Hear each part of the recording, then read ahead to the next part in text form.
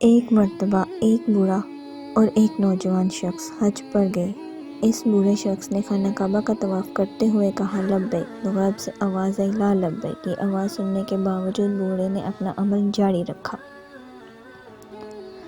نوجوان نے پوچھا کہ آپ کو سنائی نہیں دیا کہ آپ کو کیا جواب ملا ہے؟ تو بوڑھے شخص نے جواب دیا، ہاں میں نے سنا ہے، اور 70 سال سے میں نے جب بھی حج کیا میں نے لبیک کے جواب میں یہی سنا۔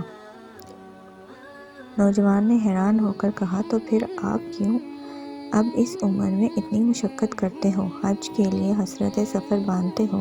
آپ کی تو حاضری قبول ہی نہیں ہوئی۔ یہ سن کر بوڑھے شخص نے جواب دیا، ہم سب نے آخر ایک در پر واپس لوٹنا ہے۔ مجھے خوب علم ہے یہی وہ در ہے، اگر کوئی اور در ہوتا تو میں اس کا رخ بھی کر لیتا، لیکن اس کے سوا جب کوئی در ہی نہیں تو کہاں جاؤں؟